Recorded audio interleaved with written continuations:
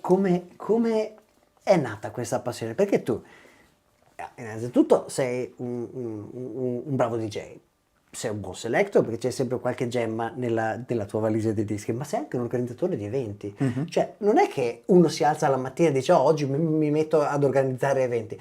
Perché non è mica un gioco semplice questo qui. Ecco, com'è nata sta passione? Come hai cominciato a organizzare i primi eventi?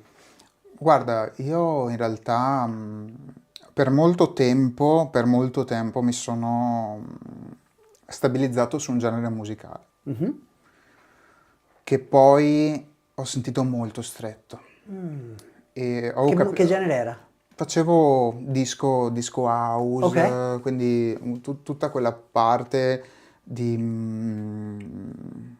sampling, di cose dedicate al funky disco, eccetera. Mi piaceva, era bellissimo, eccetera. Seppur avesse veramente tante cose da imparare, tante cose che non ho ancora imparato da tutto quel genere, lo sentivo molto stretto.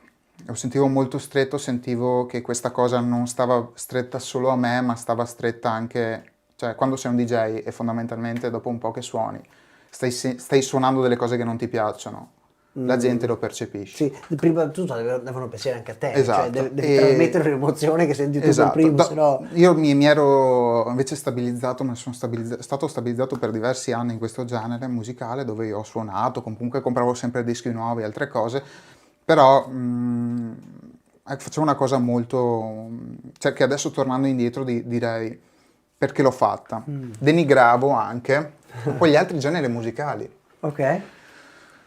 Diciamo che non era una denigrazione da un punto di vista di prendo o odio quella cosa a prescindere. Denigravo il pop. Io in generale la musica commerciale a me è sempre stata qua, ho detto no, questa cosa per me non può funzionare qua e là.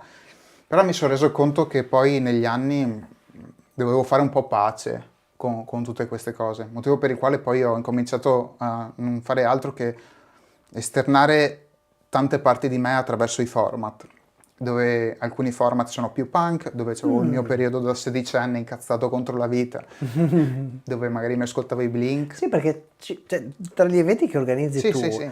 c'è veramente una palette molto ampia, Sì, è vero, è vero. è molto ampia. Perché alla fine sono tutte queste cose. Sono tutte queste cose Quindi, cioè, insieme. l'organizzare eventi un po' ha cristallizzato quelle che erano le tue passioni, i tuoi interessi, la tua conoscenza di ogni ambito musicale, perché Esatto. spazia al di là di quella che era la matrice base iniziale, che magari è stato il primo canale al quale ci hai approcciato con il mixing o il DJing, ma però l'universo musicale che c'è intorno a quello poi è cioè, ben più ampio, ecco. Certo, certo. Cioè, infatti la cosa che tipo adesso magari mi contraddistingue quando faccio i DJ set è che ti posso mettere un pezzo di MGMT, tipo il prossimo pezzo magari è un disco di Raff, tipo Ok. Self Control, dopo magari quello dopo può essere non dico i Prodigy perché magari siamo un po' più cattivi, cioè seguono comunque una linea diversa. Nice. E a me sta cosa qua mi gasa, cioè mi piace proprio, cioè vedo No, proprio sai cosa? È anche bello perché anche la gente che ogni mi ascolta dice Esatto. ma cosa cazzo stai facendo? Cioè, Ti dico, l'esperienza è anche, cioè, da audience perché ti ho sentito suonare, ma anche, per esempio, in back to back, è molto bello perché non sai mai come rispondi, no? Metti un disco, oh, vediamo cosa mette il prossimo, come esatto. prossimo disco, you know? But it's beautiful because it's dynamic, Esatto, right? esatto. Sì, Ok, ti metto un pezzo di Lucio Dalla e dopo quello dopo ancora diverso ancora. non vedo l'ora di ascoltare il tuo prossimo DJ set allora. Dai, faremo un bel back to back. Nice, I would love to.